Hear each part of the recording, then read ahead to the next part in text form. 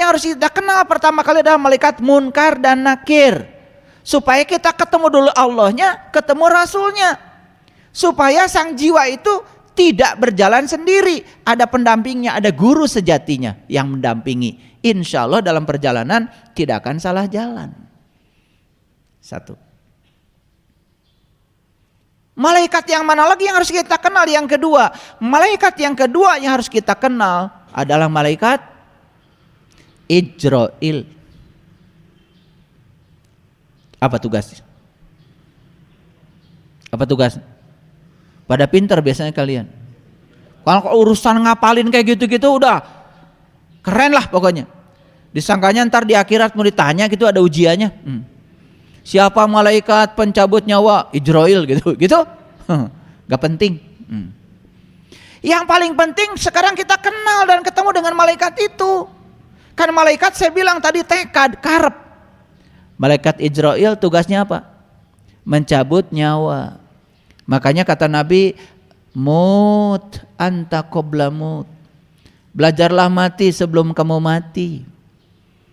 Kata orang tua kita, kamu harus bisa mati sak jeroning urip supaya kamu bisa kenal jati dirimu.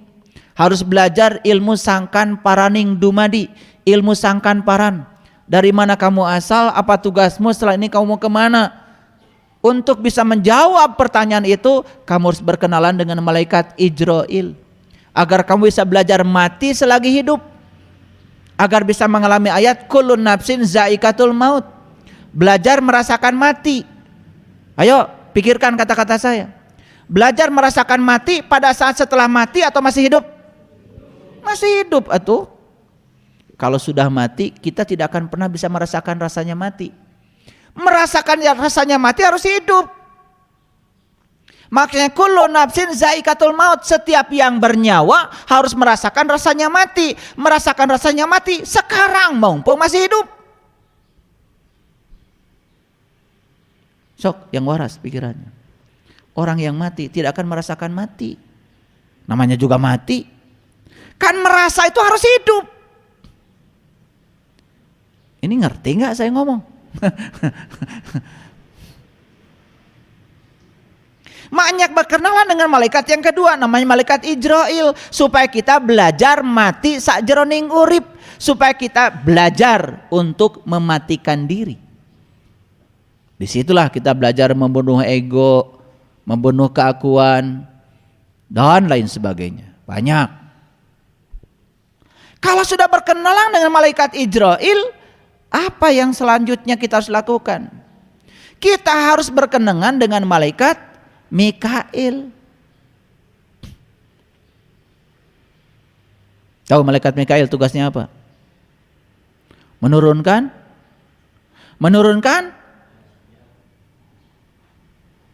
rezeki. Apa sih rezeki yang paling besar, yang paling agung apa? Duit? Harta gitu? Ya Allah. Jangan cari uang, cari yang punya uang. Jangan cari rumahnya, cari yang punya rumah. Li ilafi Quraisy ilafihim rihlatas sitai wasaif falyambudu rabb hadzal bait. Jangan sembah rumahnya, sembah yang punya rumah. Jangan cari uangnya, cari yang punya uang. Kalau kamu cari yang punya uang, kamu akan dapat dua, dapat yang punya uang dan dapat uang. Kalau kamu cari uang, uang itu hanya bayangan kamu, uangnya nggak dapat, yang punya uang juga tidak kamu dapat. Makanya dalam hidup cuma dua, dapat dua-duanya atau nggak dapat dua-duanya. Lanjut. Jadi yang ketiga apa? Malaikat Mikail. Siapa malaikat Mikail?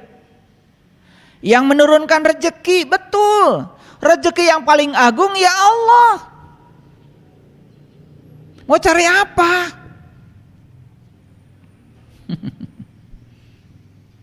Mau cari apa? Maka di Quran dikatakan laisa alaikum junahun antabtagu fadlam mirabbikum. Tidak ada dosa bagi kamu mencari karunia dari Tuhanmu. Karunia dari Tuhan yang paling besar adalah fadlan mirabbikum, keutamaan dari Tuhan. keutamaan dari Tuhan adalah Tuhan itu sendiri. Itu dulu, bab itu selesaikan. Kalau besok pun harus mati, gak apa-apa. Kenapa? Sudah tahu jalan pulangnya. Itulah tugas malaikat Mikail. Menurunkan apa? Rezeki. Rezeki yang paling agung apa? Ya Allah. Kalau sudah sampai kepada Allah, dibantu oleh Munkar dan Nakir, dibantu oleh Ijrail, dibantu oleh apa? Tadi Mikail. Maka kita pun akan menjadi mudah berkenalan dengan malaikat Israfil. Siapa Israfil? Yang meniup sangkakala. Tandanya apa sangkakala ditiup? Tandanya kiamat, tandanya bangkit. Maka kamu akan mengalami hari kebangkitan. Bangkitnya apa? Bangkitnya kesadaran. Indah ya? Sudah berapa malaikat? Munkar Nakir sudah. Ya toh? Ijrail sudah. Mikail sudah. Israfil sudah. Udah berapa? 5 tuh. Munkar Nakir kan 2. Ijrail 1. Mikail 1. Israfil 1. 5 ya. Jangan korupsi. Udah 5 tuh. Kan 8 semuanya. Oke. Nah kalau sudah sampai di Israfil, sudah kiamat, sudah mengalami kebangkitan kesadaran, sudah tahu jati diri, sudah tahu dari mana asal, kemana harus pulang. Di situ kita akan menemukan kedamaian yang luar biasa. Masuklah kita kepada malaikat Jibril. Siapa Jibril yang menurunkan wahyu? Wahyu itu adalah getaran-getaran ilahi. Kita nggak belajar itu, nggak belajar ini, tiba-tiba ngerti. Itu namanya miladunka ilman. Itu yang namanya ilmu laduni. Pintar tanpa belajar, cerdas tanpa berlatih.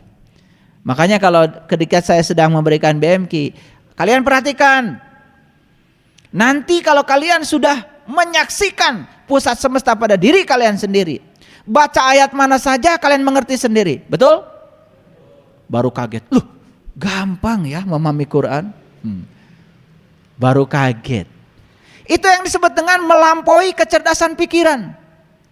Itulah para nabi, para rasul, gak sekolah, gak pernah masuk bangku kuliah, tidak pernah belajar di akademik. Tapi beliau itu adalah bisa menguasai ilmu apa saja. Itulah pentingnya anak-anak kita harus belajar ilmu yang benar. Belajar ilmu yang melampaui intelektualitas, namanya ilmu kesadaran. Di situ kita akan memasuki yang namanya intelijensia. Sudah ketemu berapa malaikat sekarang?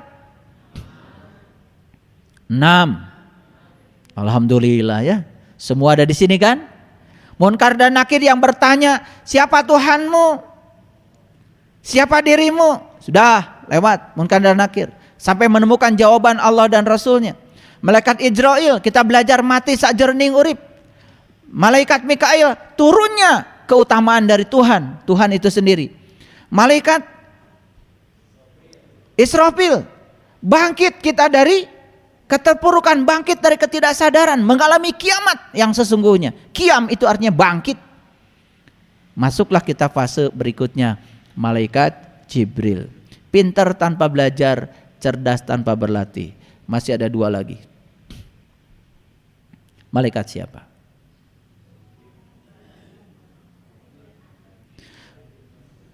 Malaikat Ridwan. Siapa malaikat Ridwan? Penjaga pintu surga. Mana surga? Ya ini. Ini mau dipercayakan ke siapa? Kalau dipercayakan pada Ridwan, ridho. Apapun yang terjadi, ridho. Dimarahin orang, ridho. Duit banyak, ridho. Kehilangan duit, ridho. Karena itu punya Allah, tidak pernah merasa kehilangan sesuatu yang bukan milik kita. Hidupnya sudah ridho. Apapun yang terjadi menerima apa adanya, bukan ada apanya. Itulah tubuh ini sudah dijaga malak Ridwan, penjaga surga. Jadi surga enggak ini? Jadi surga enggak ini? Kalau sudah jadi surga, apa yang terjadi berikutnya? Kita akan ketemu malaikat Raqib. Siapa Raqib? Pencatat amal baik. Yang dicatat tiap hari amal baik. Bicara menyenangkan. Punya uang berbagi. Rumahnya dikunjungi orang, nyuguhan. Punya kebun, punya ladang, undang orang untuk mereka menikmati berkah semesta. Itu orang yang sudah sampai di Raqib. Yang dia catat setiap hari adalah amal baik, amal baik, amal baik. Tidak ada satu orang pun yang berkurang kebahagiaannya dalam hidup ini. Maka dikatakan di ayat ini, malaikat menjunjung, 8 malaikat menjunjung tinggi aras di atas kepala mereka. Sudah hidup enggak 8 malaikat itu dalam dirimu? Munkar Nakir sudah hidup. Ijrail sudah hidup. Mikail sudah hidup. Israfil sudah hidup. Jibril sudah hidup. Selanjutnya apa? Ridwan hidup, Raqib hidup. 8 malaikat. Lah tekor ada 2 lagi. Yang 2 itu berbahaya. Yaitu malaikat Malik, penjaga pintu neraka. Silahkan serahkan tubuhmu pada malaikat Malik. Malik itu milik itu aku. Kamu akan menjadi orang yang tersinggungan, gampang marah, gampang terbakar, gampang terkena hoax, gampang sakit kepala, gampang pusing, kunang-kunang, cara rangkel, segala di pikiran. Itu. Terhina sedikit, pencemaran nama baik, lapor. Itu tuh si Malik tuh. Percayakan dirimu pada Malik. Malik tuh milik tuh aku tuh kepunyaan. Semua orang yang merasa ini aku, ini milikku, ini kebunku, ini mobilku, ini anakku, ini suamiku, ini istriku, semua aku. Rusak hidupmu. Betul? Itulah yang membuat kamu menderita. Pelitnya auzubillah. Ini duitku. Padahal kata Allah, aku titipkan rezeki ini padamu. Ada bagian untukmu, ada bagian untuk orang lain yang akan aku hadirkan padamu.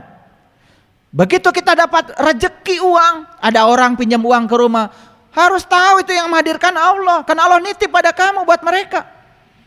Ada orang yang minta sumbangan, harus tahu kalau itu ada titipan buat mereka. Siapa yang menghadirkan mereka kalau bukan Allah? La haula wala quwata. Tapi kamu tutup mulut, tutup wajah. Bahkan diusirnya mereka karena merasa ini uangku, ini milikku. Dan orang yang semacam ini sedikit aja uangnya hilang, yang dipikir yang hilang. Ada nggak yang kayak gitu? Di mana? Nah loh, ini ngajinya kemana aja selama ini? Kalau ngapalin malaikat kalian udah lancar, tapi mempraktekkan malaikat dalam hidup, mulai gagu. Karena ngajinya cuma sebatas syar'i, jadi penghafal. Itu namanya learning to know, tidak learning to do. Maka kamu tidak pernah learning to be, tidak akan pernah menjadi dirimu. Kalau orang yang sudah dijaga tubuh jadi malaikat Malik, maka tubuhnya setiap saat jadi neraka. Apa yang terjadi? Berikutnya yang dia catat adalah keburukan. Siapa pencatat keburukan? Siapa? Nah, Atid. Pinter kamu. Apalagi keburukan orang. Catat terus. Bahkan punya daftar keburukan orang. Orang gila itu. Makanya Quran itu hebat. Quran mengatakan kalau aras ingin dijaga kesuciannya, percayakan pada 8 malaikat. Dan jangan coba-coba kamu percayakan pada 2 malaikat. Malik dan Atid. Begitu kita jaga tubuh ini dengan Malik, saya kasih tahu, yang kamu lakukan setiap hari adalah keburukan. Makanya Saya tempo hari memberikan kajian. Tabi'in Wahab bin Munabbih, salah satu ahli fikih, menyampaikan 5 ciri orang bodoh. Yang pertama, orang bodoh itu kalau bicara semakin kelihatan bodohnya. Yang kedua, orang bodoh kalau diam tambah kelihatan bodohnya. Itu bahayanya jadi orang bodoh, bicara tambah kelihatan bodohnya apalagi diam. Yang ketiga, orang bodoh kasih sesuatu pada dia rusak. Kasih jabatan rusak masyarakat. Kasih HP rusak. Di tangan orang bodoh HP itu rengat.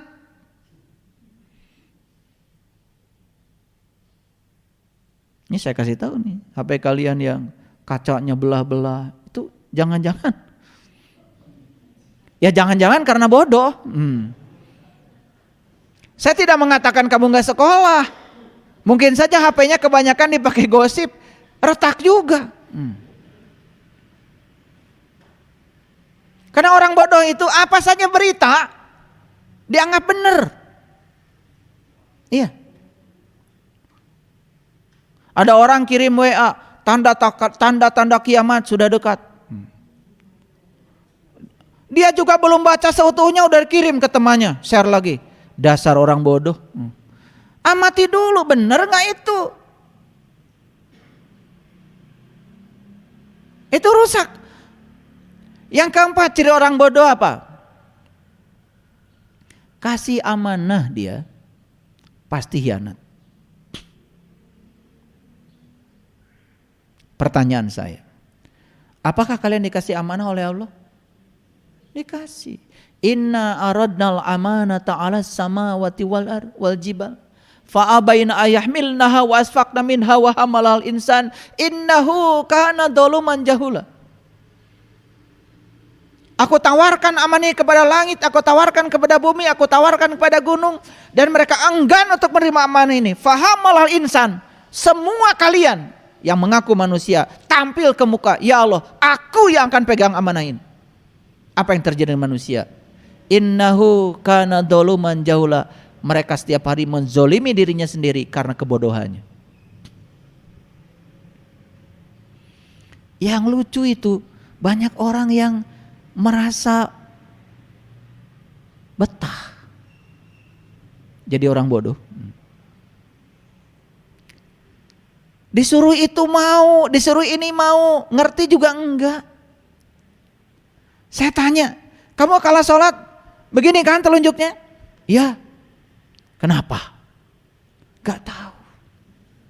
Lah kenapa kamu lakukan kalau kamu gak tahu?